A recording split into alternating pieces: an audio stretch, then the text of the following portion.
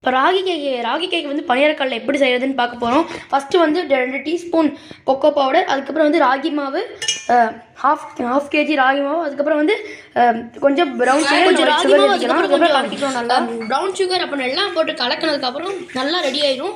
அதுக்கப்புறம் கொஞ்சம் நல்லா கலக்கணும். அதில் அதில் நல்லா கலக்கணும். கொஞ்சம் கொஞ்சமாக பால் ஊற்றி அதுக்கப்புறம் கொஞ்சம் கொக்கோ பவுடர் கொட்டி, பத்தினா கொஞ்சம் கொக்கோ பவுடர் கொட்டி அதுக்கப்புறம் வந்து நம்ம வந்து நல்லா பால் மெதுவாக கொஞ்சம் கொஞ்சமாக பாலை ஊற்றி நல்லா கலக்கணும்.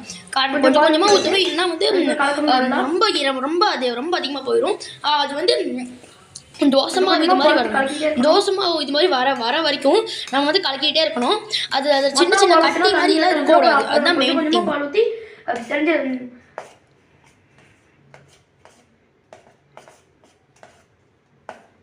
அதுக்கப்புறம் நல்லா கலக்கணும். Main thing. அதுக்கப்புறம் நல்லா கலக்கணும். மெயின் திங் அதுதான். அதை கன்ஃபார்ம் பண்ணுங்க. இப்படி இந்த மாதிரி தோசை மாவு மாதிரி வரணும். அது வரைக்கும் நல்லா கலக்குங்க. தோசை மாவு சின்ன சின்ன கட்டி மாதிரி தெரியுதா, அதெல்லாம் வரக்கூடாது. அது வராமல் வந்துச்சுன்னா உங்களுக்கு டேஸ்ட் நல்லா இருக்காது. அதுதான் உண்மை. அதுக்கப்புறம் நல்லா கலக்கி இந்த மாதிரி வந்ததுக்கப்புறம் நல்லா எடுத்து கொஞ்சம் ஆயில் ஊற்றிக்கலாம். அதுக்கப்புறம் கொஞ்சம் எண்ணெய் ஊற்றுறது தான் மெயின் திங். ஏன்னா வந்து இதுக்குள்ள ஒட்டக்கூடாது. அதுக்கப்புறம் சால்ட் போட்டால் போதும். சால்ட்டு, பேக்கிங் சோடா, இந்த ரெண்டுத்தையும் பேக்கிங் சோடா போட்டால் நல்லா உப்பி வரும். அந்த அப்பதான் கேட்கணும் மாவோட சாப்பிட்றது. அதுக்கப்புறம் வந்து நல்லா கலக்கணும். அதுக்கப்புறம் கொஞ்சம் சால்ட் போட்டா டேஸ்டா கொஞ்சம் தூக்கி கொடுத்துருச்சு. அதுக்கப்புறம் வந்து பனியாரக்கல் ரெடி ஆயிடுச்சு. பட்டர் வரைக்கும் வெயிட் பண்ணுவோம். அதுக்கு பண்ணிக்கலாம். கீயை ஊற்றி நல்ல காயெல்லாம் ஊற்றிச்சு. கீயை நல்லா காய்ச்சதுக்கப்புறம் நம்ம என்ன பண்ணணும், பார்த்துட்டு இருக்கிற இதை ஊற்றலாம். பேட்டர் ஊற்றலாம். கீ காயும் நம்ம காய்ச்சி பேட்டர் ரெடி ஆயிடுச்சு.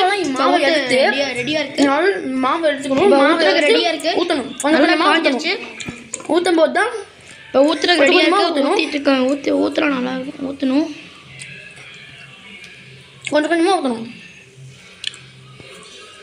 அது ஓவர்ஃப்ளோ ஆயிடுச்சுன்னா பிரச்சனை ஆயிரும். அதுக்கப்புறம் திரும்ப ஃபஸ்ட்லேருந்து பண்ண வேண்டியதாயிரும். ஓவர்ஃப்ளோ ஆகாமல் பார்த்துக்கோங்க.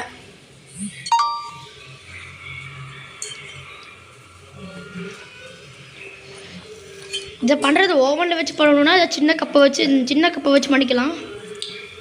மைக்ரோவேவ் ஓவனில் பண்ணணுன்னா சின்ன கப்பை வச்சு பண்ணிக்கலாம்.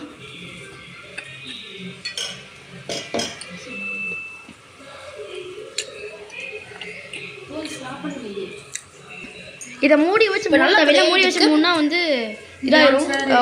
உள்ள வேகாது. மூடி வச்சு மூடணும். இதுக்கு முன்னாடி இருந்ததோட இப்போ கொஞ்சம் புஃப்னு ஆயிருக்கு. அப்போ அதனால பேக்கிங் சோடா இருந்தால் ஆட் பண்ணிக்கலாம். இது ஆட் பண்ணிக்கிறோம் நாங்கள். கிட்ட வந்து ஒரு மாதிரி ஆயிலியாக இருக்குது. இப்படி இவ்வளோ ஆயிலியாக இருந்தால் மட்டும்தான் வந்து வெளியே எடுக்க ஈஸியாக இருக்கும்.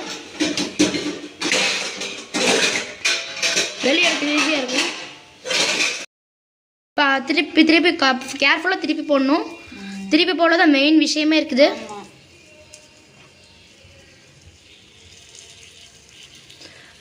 கரெக்டாக இது திருப்பி போடல தான் மெயின் திங்கே இருக்குது. அதனால் கேர்ஃபுல்லாக பண்ணுங்கள்.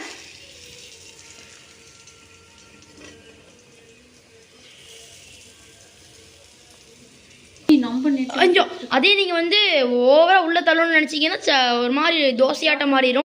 ஸ்வீட்டான பனியாரம் ரெடி ஆயிடுச்சு. இந்த வீடியோ பிடிச்சதை லைக் பண்ணுங்கள், ஷேர் பண்ணுங்கள், கமெண்ட் பண்ணுங்கள், மறக்காமல் சப்ஸ்கிரைப் பண்ணிடுங்க. தேங்க்யூ.